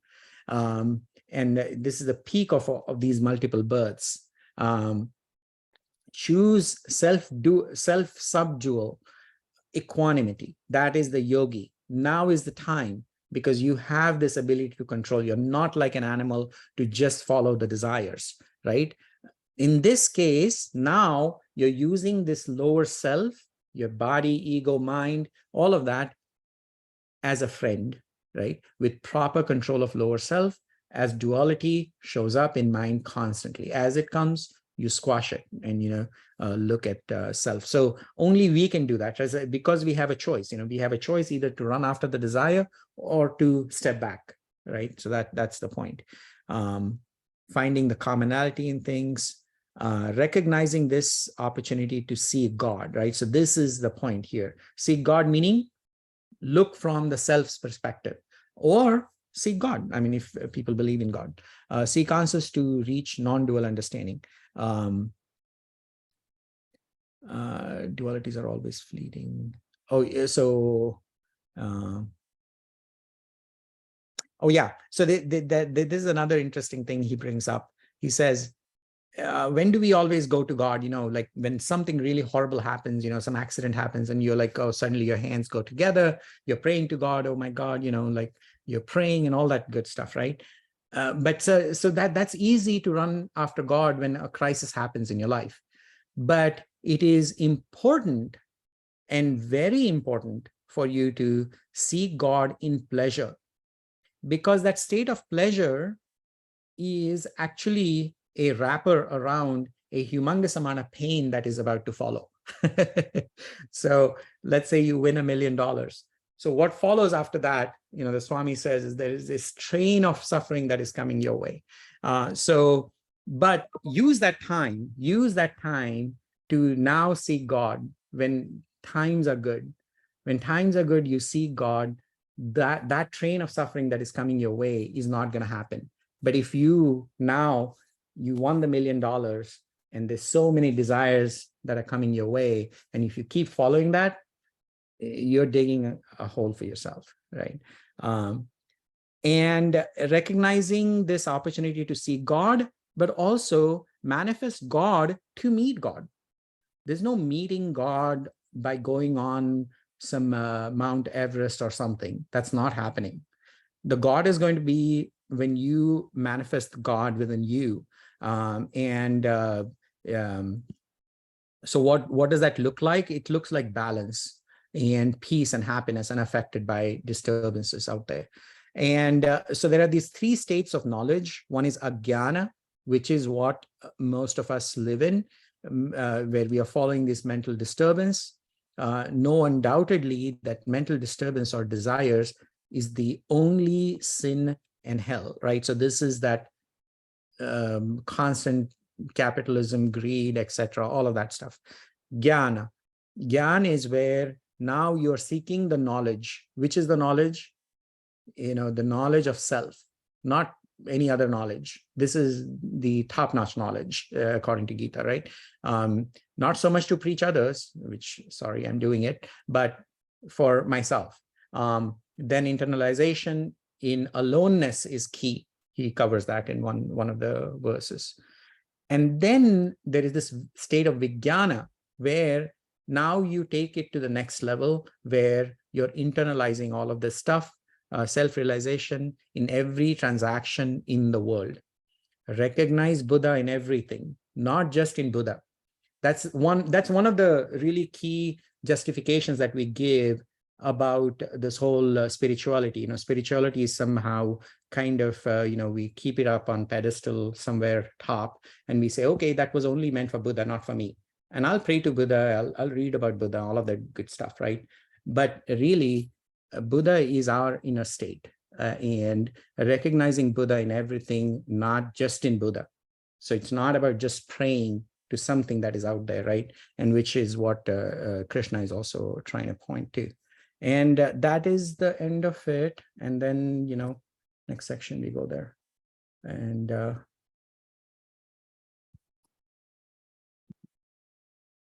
do we still Thank have you. Yeah. We have 10 minutes. Well, if we plus 10 minutes, let's say, let's leave the 20 minutes to discuss. Fred, go ahead. Very good presentation, Shashi. That's very helpful. Still trying to sort out in my mind the relationship between Atman and Brahman. As I understand it, there are actually two Atmans. One's the lower self, one's the higher self, and the lower self is sort of our everyday, subjective, empirical, self-interested ego, and then the higher self, the higher Atman, is a kind of self-conscious, universal self-consciousness, and Brahman is sort of a supreme reality. But so is in particular with the Atman as the higher self. Yeah, is then Brahman is that the goal or the destination, or is of Atman the higher self, or is it identical to right? Brahman, identical to the higher self? How does that work? So were you there when we did the seer and seen, the Drigdrishya Viveka? We did that, right? Yes. Yeah. So in that, if you remember, one of the things that they talk about is like our mind sort of being a mirror.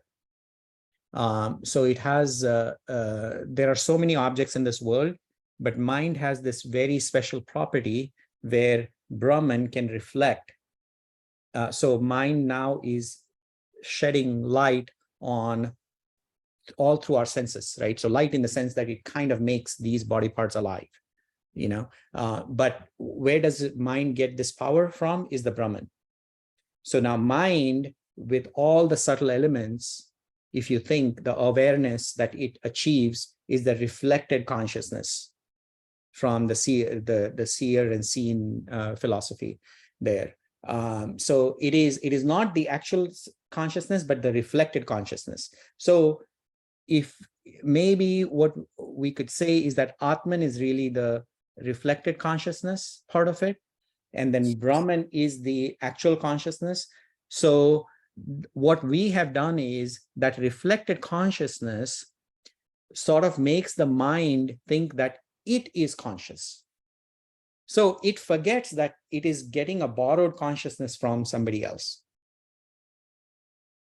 And because it thinks that it is in control, it is going about this world and doing things and desires and dragging yourself. So you think like you're the owner, and also the suffering is happening to you.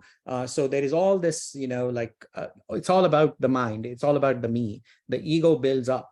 And so the goal is that how can we stop the mind to control us and remind the mind that, hey, look, you're not the one that is generating this consciousness. You got it from someone else, and that someone else is acting through us. And when we shut down these desires and fear, now we are getting closer to the Brahman. So there are different philosophies tend to use different terminologies, like Atman, Brahman is used in Vedanta. Sankhya tends to use Purusha, and Gita also has Purusha and Brahman, or Purushottama, that we are going to see in chapter 7 as we go further down. So it is confusing, but really to understand in a very simplest logic, this is how I understood it, is that every time we are acting in the world out of anger and fear and desire, it's still our soul. It's still getting the power from consciousness to do that sort of activity. But that is the lower self. That is, in fact, you can call it as Atman. But really that Atman has forgotten that it is Paramatman or the Brahman. And the goal is for us to get it back to that state. So. Thank you. Okay, so who do we have next? Joseph. Yes, SK, thank you for that presentation. I mean, those slides were fantastic. They really, they help a lot. One of the things that I was actually thinking about with renunciation is I was wondering, and maybe even Jason may want to comment on this as well, and I had actually said something, is that its relationship to Wu Wei and the idea of non-action. So it's not only detaching from the results, but it's also this idea of non-action to begin with. So I was just wondering if you had any thoughts on that, or we can go any deeper on that.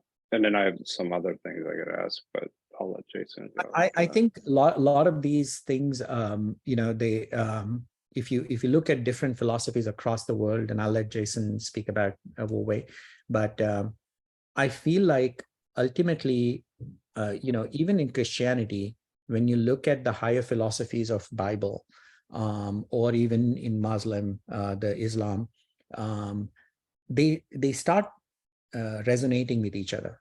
They kind of are very similar, and non-action, actionlessness, not getting influenced by results, very, very similar thing. Because, I mean, forgetting about all the higher philosophy, when we speak in our common language, I'm in the zone. When we say I'm in the zone, that feeling is of so much joy. We love the work. We love building that car, let's say, we're sitting in our garage doing some activity with our son or something, so it's not so much about getting the car ready. It's about the work, right? So the joy that it brings. And how can we see not just that hobby, but every mundane task, if we were to look at it as that, then how joyful would our life be? And all of this about joy and sorrow, considering something as a pain in our life, is a feeling ultimately. It's what we have chosen to attribute that activity as. So if it is an attribution, why not attribute it something better? Like, let's say it's a hobby that is helping you feel happy when you're building the car. It could be cleaning the dishes. It could be writing that silly report that you have to write for your manager or whatnot, which now you have a particular judgment about it, saying, oh my God, my boss is such a horrible person, right? He's making me write all this stuff. No, just change it around. Just change it around, not for the boss's sake, not for the work's sake, for your sake, for your peace, your happiness. And that really logically it makes so sense, apart from all the high philosophies out there. Yeah. Jason, did you want to add something? Yeah, I think whenever I read the Gita, I always think two things always in my mind, right? One is the Taoism talking about Wu Wei, okay, and then sounds like an opposite, but it's not that kind of opposite like you do, I don't do. It's not this kind of opposite, Just like Sasha, you talk about in the high level, probably they all talking about kind of Wu Wei and the kind of duty, okay? They all, but different priority. I think probably through our lifetime, we will still deal with all this kind of situation. So when Gita talking about yoga, okay, and actually I would think about Wu Wei. And another thing is to think about Buddhism teaching, right? Nirvana, okay? It sounds like also opposite, but it's a different point of view, and then I don't want to take too much time on that, but that's always a subject we can talk about. And every day I probably have a different thinking because I have different experience and I learn different things. I read a different thing, then I got something different. So yeah, another one of the reason I raised my hand is I like to have a suggestion. Next time, can you put the verse number on your presentation? Oh yeah, I wanted to, like, I have kind of highlighted it here, and I have put that in the slides as well. So yeah, because I find out it's I read it and then I didn't. I don't have the I believe because the logic or system work different from Chinese way or from Western way. So it's when you talk about this, then it's hard for me to link to the text. Okay, no, but so I'm lucky. I find some keyword and I say, oh, that's what he said, right? No. So I think Jason and everybody else, what I would recommend is, okay, so you do the reading, 2-chapter reading, right? I did it. No, not you, anybody, all of us. We read it, shut it down, done. When you come here, what I am trying to do is, it is really hard because literally you could write a thesis on just one verse of this. You could be sitting for hours just debating one verse, right? That's not the point. So here in my presentation, sorry it took so long, but my goal is to cover some key highlights in 1 hour.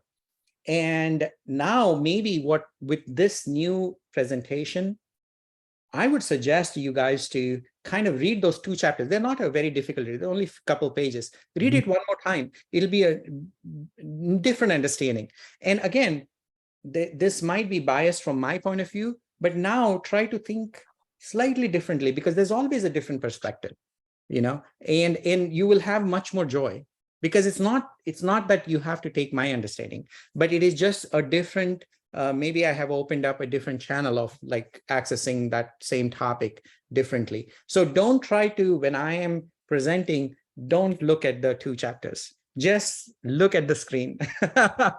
Be here 100%. That's what Krishna says. Anything you do, be there. Yeah, because I probably also, again, it's a personal bias. I'm less interested in the content of philosophy. I'm more interested in the method of philosophy. So when I just try to figure out how, okay, Sasha, how you draw this kind of idea from this kind of text. That's why I'm interested in how. No, so again, Aurobindo has written so many other articles than what we are reading, right? So what we are reading is a literal translation. Okay. So there is the Gandhi's Gita, which has more details in it. If you look at it, has. I read the Gandhi this time. I find out it's easier for me. Okay, I get more from Gandhi's. Yes. Yeah, right. I like it. This translation. Gandhi's is relatable, but it's also, it doesn't reach the higher level, I agree, because it is a political figure. it very, very nicely kind of, you can relate with it immediately. But what Aurobindo does is it goes even more deeper. It goes like at a different level, and then now you have to think about it like, oh, okay, that's what. And then there are some other things also that I am trying to kind of listen to and read. And I'm thanks to you, Jason, really. I mean, big thanks to you for letting me do this. It's really, and I'm glad you guys let me present, because this is really, I'm working on myself, actually. I'm no expert. I about Gandhi's. I think Gandhi's, and Gandhi also insert some of his comment on that. And I think Gandhi is Western educated, okay, and we know Gandhi's story. So is Aurobindo. Aurobindo also born and brought up in Gandhi better, right? I know Gandhi better, right? I know Gandhi better. Yeah. So actually, but one specific question, about this chapter 6. Gandhi talk about the dhyana yoga. Okay. Well, I believe dhyana means meditation, right? Zen. Okay. Yeah. Yep. Exactly. Okay. That's Zen. Okay. So how? But in this text, there's nothing about dhyana. Oh no, there is literally all about dhyana. Like 6. So remember the summary where I was telling you, like, you talk about the fickle of mind, the restlessness of the mind. That's use dhyana to control the mind. Control, yes. Okay, yeah. got you. And so I talked about like the sitting posture, looking at the nose and closing your eyes and half eyes. And now what I would recommend is go back to the text, read it line by line, and you will see almost like a continuous methodology that he presents. This is how yoga needs to be done. This is how dhyana needs to be done, right? Meditation needs to be done. So dhyana yoga here in Hinduism means like control your mind, breathe, don't move in around, and like your health, close eye. That's what dhyana means, right? So yes. So that is the starting of the practice, dhyana. Dhyan means you sit down and half close eyes, and then, start thinking, not start thinking again, I make the mistake, but observe your thoughts and observe how randomly it goes. And then you use the God chant to kind of control that stuff. So dhyana means concentration. So when you bring about concentration on one thing, it's as if you have brought about oneness. So the randomness in our mind is because we think everything is other. There's many things out there that are impacting me. So when you bring that mind and shut it down, when it becomes dhyana, concentration, then sort of like the world shuts down.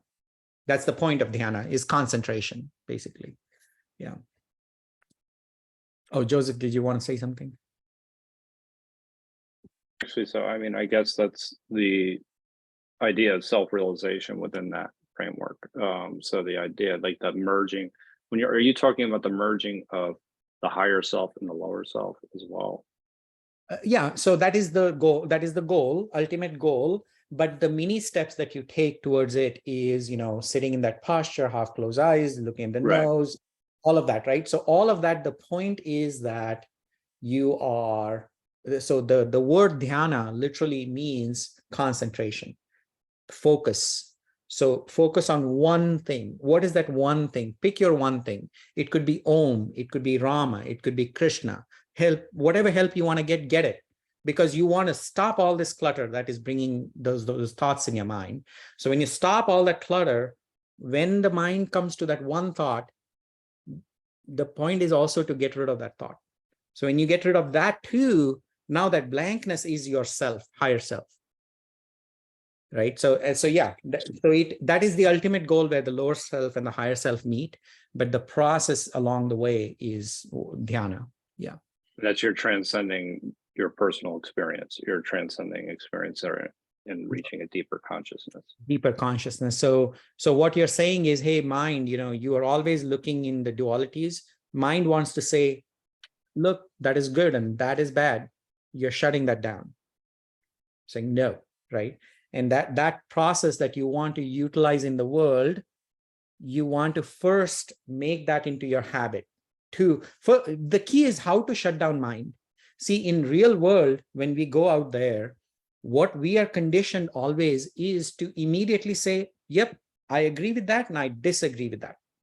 That is a mental conditioning we have learned over time. So now we want to unlearn that and learn a new trick. Now, learning a new trick in the real world is going to be tough. So you come back home, sit down with yourself, train your mind to tell the mind that you're the boss of mind. Mind is not your boss. So that is that dhyana, sit down, dhyana. So slowly, when you do that, it becomes your normal practice out in the world in practice. Now, when you're dealing with people, you're not dealing with I like you or I don't like you. When you're dealing with people, you are coming with a non-judgmental mindset out there. And then whatever action you take is going to be perfect for that time. It's not going to be out of some perception of people, right? Yeah. So ultimately, the goal is you want to go back in the society, and how do you deal with the society? Not running away from the society. And then that dealing in the society without judgment is also the side effect of that is renunciation, because you're not doing it to gain favors. You're not doing it to hurt somebody. You're not doing it to like somebody. And that is going to make some people angry at you. That is going to make some people give you awards. All of that stuff is going to happen. So that you're going to renounce, right? You're going to say, nope, that's not why I did this. I did this because this is right. So that is what Krishna basically, the chapter 6 is beautiful in the sense that he kind of brings about the technique and the purpose of this. What is renunciation? The way we understand it is so wrong. So yeah.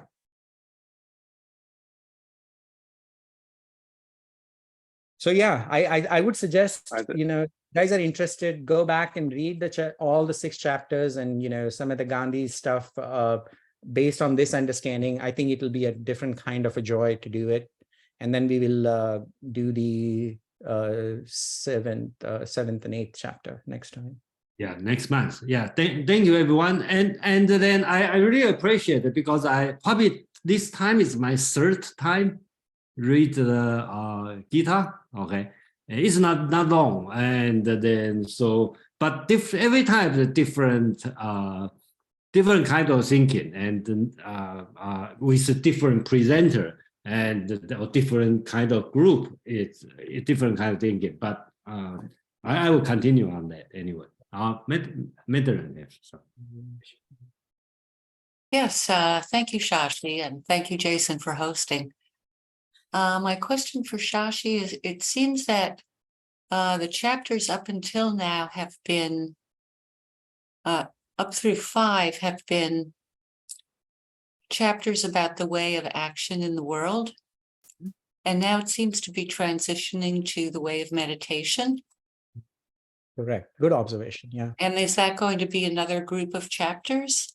Yes, you're right. Yes. In fact, what follows along is learning and contemplation. That's the next few chapters are going to take into some la-la land. So in fact, I was going to ask you guys, how much is your interest? Because what happens going forward, the disclaimer that I had about God, all of that is very important, because this is not I'm not trying to convert anybody, because I don't care, because it goes into some spaces. Krishna goes into some spaces which are very disturbing, but there is a different philosophical understanding that is going to happen. So you're right. It was all about action. Then comes the contemplation, meditation, devotion, right? What is this devotion? What is this purpose of God? What is the purpose of praying? All of that, right, has a very new enlightening meaning to it. And you can use it towards any God. It doesn't matter. So that part can be a little too I guess some people might think, oh, that this is some Hindu stuff. No, it's really not. I mean, it is written in a way which is can be quite a little bit, I don't want to say disturbing, but just understand the context, right? It's written in a different geography, different part of the world, different kind of audience. But it can be, we can probably leverage some important things for our lives from it. If you guys want to continue, because I mean, up to chapter 6 itself, somebody could just say, okay, we are done, because there is plenty to learn from chapter 6 up to chapter 6, and it could improve our lives. But going forward, we can continue the journey if you guys are interested. Yeah. I think we should continue. When we start, we need to finish. So. No, so Madeline, you're right. Yeah, it is going to be a group of chapters that are going to be on contemplation. Then it goes into devotion. And there's one Swami, what he does is he says that, there's 18 chapters. So that the first 6 is about us. The next 6 is about God, so-called understanding of that. And the last 6 is sort of bringing it all together. So remember how Vedanta says, thou art that, or Tattvamasi, remember we covered that? It's literally those 3 words. First is thou, the second 6 is that, and the last 6 is art. It says, it basically thou and that are exactly the same. And he kind of brings that about. So so one of the Swami kind of breaks it out like that. Okay. All right. So thank you, everyone. Thank you, Sashi. And then just like next week, in the Asian Chinese philosophy, we have been through the history. We spent 1.5 years and then right now I'm going to start a few new series, and then next week we start to read Zhuangzi, Taoism, the 7 chapters, and interpret by Feng Youlan. Okay, so the same author. So we will see. I will go chapter by chapter, and then see how it's going. So take our mind away from Confucius, okay, for a while, and go to the Taoism wonderland. That would be easier. So yeah. So thank you, everyone, and then see you next week at same time. And then we change gears and talk about. And Sasha, we expect you from sometime next week, next month. Okay. Then Yeah. on the 7 and 8. Then we'll finish it. All right. See you next week. Thank you. Thanks again. See you. Look forward to the next one.